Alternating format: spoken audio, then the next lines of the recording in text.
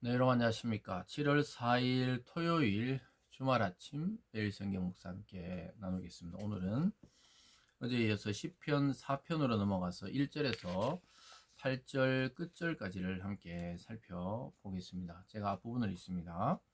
내 의의 하나님이여, 내가 부를 때 응답하소서. 곤란 중에 나를 너그럽게 하셨사오니 내게 은혜를 베푸사 나의 기도를 들으소서. 인생들아, 어느 때까지 나의 영광을 바꾸어 욕되게 하며 헛된 일을 좋아하고 거짓을 구하려는가? 여호와께서 자기를 위하여 경건한 자를 택하신 줄 너희가 알지어다. 내가 그를 부를 때 여호와께 들으시리로다. 아멘. 오늘 본문의 내용을 중심으로 무엇과도 누구와도 비교할 수 없는 큰 기쁨. 무엇과도 누구와도 비교할 수 없는 큰 기쁨이라는 제목으로 말씀을 증거하겠습니다. 오늘 이 시인은 역시 표제 제목에 보면 다윗의 시 이렇게 되어 있습니다. 다윗은 자기 마음에 주님께서 큰 기쁨을 두셨다 이렇게 말하고 있습니다. 여러분, 마음의 근심 걱정이 떠나지 않으면 참으로 괴롭고 또뭐 밖에 외형적으로 자기 일이 잘 이루어지는 것 같아도 내 마음에 평안이 없고 마음에 병이 있고 마음에 근심 걱정이 있으면 인간은 잠을 이룰 수도 없고 또 참 기쁨이 없기 때문에 누구를 만나도 공허하고 허무하고 또 어떤 일의 성취가 되면 될수록 더 고독하고 공허한 것을 느끼게 됩니다. 그것은 바로 하나님으로부터 오는 참된 기쁨이 내 마음 속에 없기 때문에 그러한 증상이 나타나는 것입니다. 오늘 시인은 자기가 그 어려운 중에서도 하나님께서 기쁨을 주셨다고 이야기합니다. 고난 중에도 응답해 주시고 또 반역자들에게는 하나님께서 책망하고 권고해 주시고, 그러면서 자기 자신 이 다윗은 주님을 향한 그 믿음과 신뢰를 고백하는 것을 오늘 이 짧은 19절에서 보게 됩니다.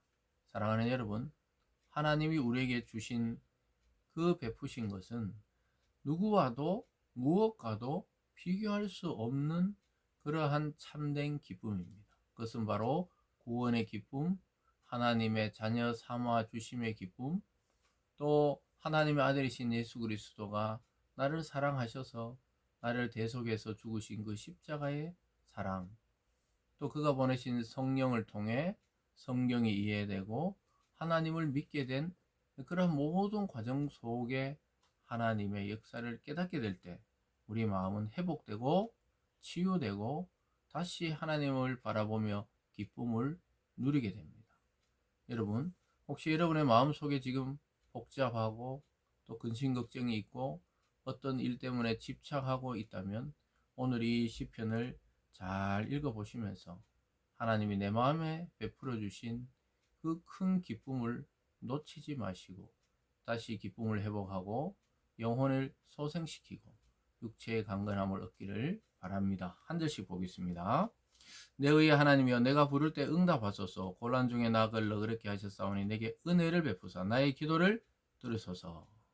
우리의 기도는 응답이 있는 기도입니다. 특별히 곤란 중에, 특히 고난 중에 나를 붙드셨던 그 하나님, 은혜를 베푸셨던 하나님께 기억하면서 기도하고 있습니다. 그래서 기도는 반드시 응답이 있다는 거예요. 우리가 하나님께 하는 기도는 허공에 사라져 버리는 것이 아니고 하늘에 계신 하나님께 천군과 천사들을 통해 전달되고 하나님이 반드시 하나님의 때에 하나님의 방식으로 응답해 주셔서 우리의 곤란한 상황, 고난과 고통을 해결해 주실 때가 있다는 것이죠. 계속 봅니다. 인생들아, 어느 때까지 나의 영광을 받고 욕되게 하며 헛된 일을 좋아하고 거짓을 구하려는가?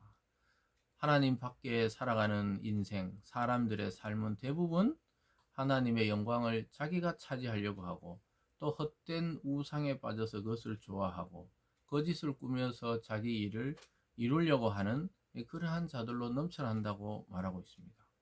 여호와께서 자기를 위하여 경건한 자를 택하신 줄 너희가 알지어다. 내가 그를 부를 때 여호와께서 들으시리로다.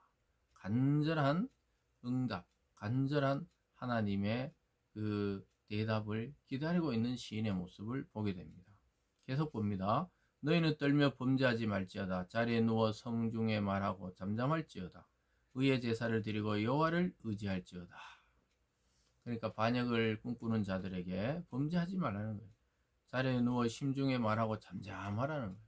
하나님을 대적하고 왕을 대적하려고 하는 모든 자들에게 여호와를 의지하라고 권면하고 있는 것을 보게 됩니다. 계속 봅니다. 여러 사람이 말이 우리에게 선을 보일 자 누구냐 하오니 여호와여 주의 얼굴을 들어 우리에게 비추소서. 주께서 내 마음에 두신 기쁨은 그들의 곡식과 새 포도주가 풍성할 때보다 더하니이다. 오늘 시인의 고백입니다. 자기 마음에 하나님이 주신 기쁨은 곡식이 풍성하고 새 포도주가 풍성하고 모든 산업이 잘 되고 사업이 번창하는 것보다 내 마음에 하나님이 주신 기쁨이 더 크다고 이야기하고 있습니다. 여러분, 이러한 하나님이 주시는 기쁨을 누려본 적이 있습니까? 못 누려봤다면 오늘 이 말씀을 통해 누리시기를 바랍니다. 하나님의 묵상하고 말씀을 읊조리며 기도할 때, 홀로 기도할 때 잔잔하게 하나님이 주시는 그 기쁨과 평안이 내 마음과 내 영혼에 물이 마치 스며들듯이 임하는 것을 경험하게 됩니다. 여러분, 그런 경험들이 자주자주 있게 돼요. 그래서 우리가 하나님과 독대하는 시간을 늘려야 됩니다.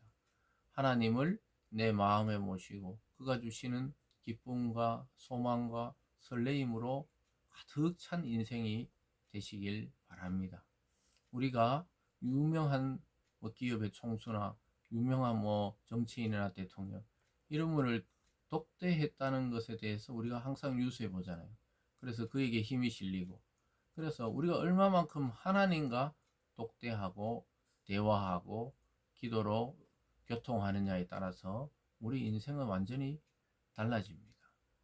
그래서 오늘 시인이 그것을 고백하고 있어요.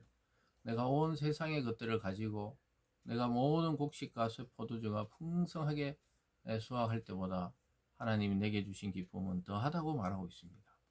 마지막 절입니다. 내가 평안히 눕고 자기도 하리니 나를 안전하게 살게 하시는 이는 오직 여호와이시니이다.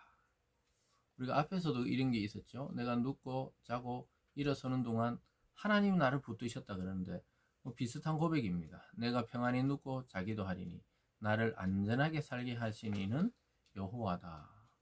다윗이 왕의 입장에서 볼 때는 언제 누가 암살할지 반역할지 자기가 전쟁 나가서 죽을지 모르는 상황이었지만 하나님께서 안전하게 살게 하셨다는 고백입니다.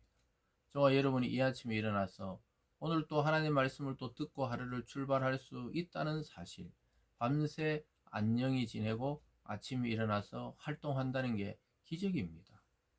어젯밤에도 그 수많은 이 세상의 사람 중에 하나님의 부름을 받고 인생을 끝내야 했던 사람이 얼마나 많이 있겠습니까? 그런데 우리는 또 아침에 일어나서 하나님께서 또 하루를 주시고 선물로 살아가게 하신 것 자체가 하나님의 선물이죠. 그래서 안전하게 살게 하시는 이는 하나님입니다. 우리가 조심해도 어떤 일이 벌어지려면 또 벌어지잖아요. 그런 것들을 방어하시고 또 안전하게 해주시는 분은 하나님이고, 특히 이 권력자들이 잠이 오지 않은데 평안히 잤다는 거예요. 평안히 눕고 또 잤다는 것은 하나님 믿고 자는 거예요. 자기 주위에 누가 반역할지도 모르는 그런 권력자의 고독 속에서도 다윗의 고백은 하나님이 자기를 안전하게 살게 했다는 사실입니다. 더 나아가서 자기 마음에 기쁨을 두셨다는 것이죠.